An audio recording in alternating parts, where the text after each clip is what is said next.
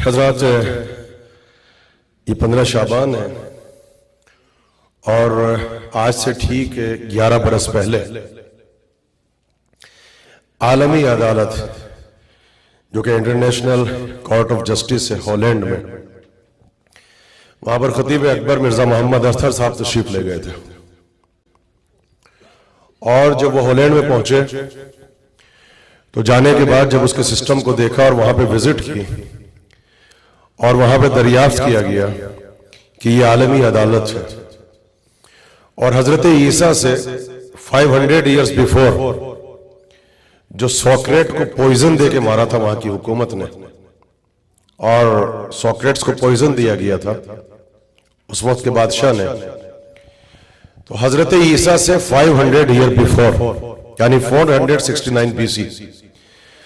तो रसूल से 500 बरस पहले ईसा और ईसा से 500 बरस पहले सोक्रेट, और वहां यूनान में सुकरात को फांसी दी गई थी और जहर दिया गया था।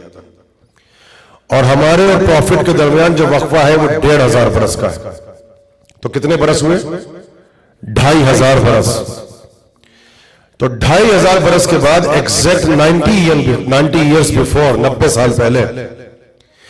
यूनान और ग्रीस के लोगों ने इंटरनेशनल कोर्ट में जाके मुकदमा और केस फाइट किया था।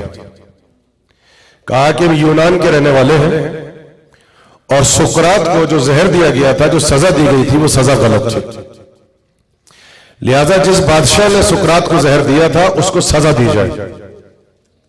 और सुकरात को बरी किया जाए। मुकदमा चला इंटरनेशनल कोर्ट में, आलमी अदालत में, और सोक्रेट ने उस मुकदमे को जीता 2500 बरस के बाद। और आलमी अदालत में इस बात को तहरीर किया गया कि सुकरात जो था वो हक पे था और सुकरात का फलसफा हक पे था, और उस बादशाह को सजा दी गई और दुनिया के हर अखबारात के सामने इस केस, इस मुकदमे को पेश किया गया। तो 11 बरस पहले जब मिर्जा मोहम्मद अख्तर साहब खतीब अकबर जिंदा थे तो वो हॉलैंड गए और आलमी अदालत से उन्होंने जाकर रुजू किया कि हमने करबला के वाक़े के बाद हजरत मुख्तार ने करबला के शोहदा के जो कातिल थे उनसे तो हमने बदला लिया था, लेकिन यजीद के कत्ल का इंतकाम अभी तक बाकी है। जो असली इंतकाम लेंगे वो तो इमाम ज़माना लेंगे, लेकिन हम ये चाहते हैं कि जब आलमी कोर्ट में, इंटरनेशनल कोर्ट में इस बात की गुंजाइश है कि आप आ रहे हैं अभी कि जुल्फकार अली भुट्टो के मुकदमे को दोबारा से खोला जाए और आलमी अदालत में उस केस को दोबारा से फाइट किया जाए, और हॉलैंड में कोर्ट ऑफ जस्टिस जो है वो इस बात की इजाजत दे रहा है। तो अब अगर हम हॉलैंड में जाने के बाद यजीद के ऊपर मुकदमा दायर करें और हमारा मुकदमा यह हो कि हम दुनिया में आलमी अदालत के सामने यजीद को फांसी के फंदे पर लटकाना चाहते हैं, हुसैन हक में थे, यजीद बातिल था, कत्ल का इंतकाम इमाम ज़माना लेंगे, ये हमारा अकीदा है, लेकिन हम आलमी पैमाने पर इमाम हुसैन के हक के सिलसिले में हम हॉलैंड के कोर्ट में अपने केस को फाइट करना चाहते हैं और ये हमारा लीगल राइट है। और उसमें इस वक्त पूरी कोशिश की गई, 11 बरस लगे, 12 बरस लगे। इस वक्त हिंदुस्तान से जो जानशीन खतीब अकबर है मिर्जा एजाज अख्तर साहब वो वहीं पर मौजूद हैं, और जर्मनी के इस वक्त से जो सबसे बड़े, बहुत बड़े शायर हैं इकबाल हैदर साहब, और एक ऑर्गेनाइजेशन से भी वाबस्ता है, वो अभी हॉलैंड में खुद गए और जाने के बाद कहा कि हम इस केस को दोबारा से ओपन करना चाहते हैं आलमी अदालत में हॉलैंड में, और हम मुकदमा लड़ना चाहते हैं। तो उन्होंने पूरी दुनिया में अहले तशय्यो से, तमाम इदारों से, तमाम उलमा से, स्कॉलर से दरखास्त की, बल्कि अहले सुन्नत में से मुफ्ती हमदर्द वो सबसे पहले निकल के सामने आए, सबसे पहले अहले सुन्नत में से, और उन्होंने कहा कि अगर ये मुकदमा दायर किया जाता है हॉलैंड के कोर्ट में, आलमी अदालत अगर इस केस को दोबारा से रीओपन करता है तो हम अहले तशय्यो के साथ सबसे पहले आगे खड़े होंगे, एंड इवन अगर फाइनेंशियली भी मदद करनी पड़ी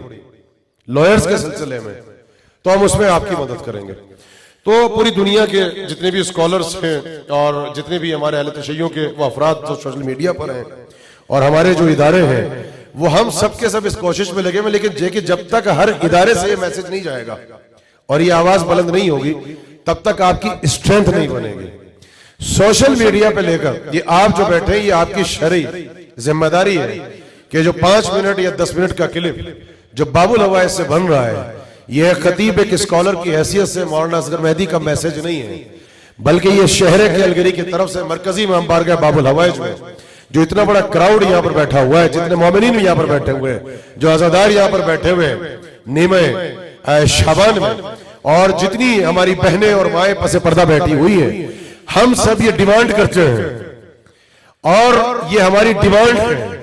कि इस केस को दोबारा से रीओपन किया जाए और हम हॉलैंड की अदालत में, आलमी अदालत में जहां इस बात की गुंजाइश है कि इस मुकदमे को दोबारा से रीओपन किया जाए, हम मुकदमा लड़ना चाहते हैं और हम ये चाहते हैं कि हम वहां पर मुकदमा दायर हो, दुनिया के मुख्तलिफ मकातब फिक्र, मुख्तलिफ अध्ययन से ताल्लुक रखने वाले जो उलमा है, जो स्कॉलर्स है, जो मुफक्किरीन, उनको बुलाया जाए और आलमी पैमाने पर जो हॉलैंड का कोर्ट है वहां पर यजीद को ऐसे फांसी के फंदे पर लटकाया जाए जैसे यूनान वाले 90 बरस पहले उन्होंने मुकदमा दायर किया और वो उस केस को जीते और उन्होंने साबित किया कि बादशाह जो था वो बातिल था और सोक्रेट जो था वो हक में था। ये हमारा मैसेज है और इसमें अब सब हमारे साथ हैं कि इंशाअल्लाह हम हर तरीके से, अगर ये मुकदमा हॉलैंड में जाता है आलमी अदालत में, तो हम ये सब ये चाहते हैं कि इमाम हुसैन के हक के सिलसिले में अपनी आवाज को बुलंद करें। और जर्मनी के जो शायर हैं और इकबाल हैदर साहब, जिनका ताल्लुक सरजमीन पाकिस्तान से है, और उनके साथ वो अहबाब जो इस वक्त जाके कोशिश कर रहे हैं, हम उनके हक में दुआ भी करते हैं कि परवरदिगार आलम उनको कामयाबी और कामरानी अता फरमाए और हम अपनी जिंदगी में कम से कम ज़हूर हजरत हुज्जत से पहले यजीद को आलमी अदालत में पनिश होते हुए देखें। एक बाबा से बुलंद सलावत पढ़ दे मिलके मोहम्मद वाले मोहम्मद पर।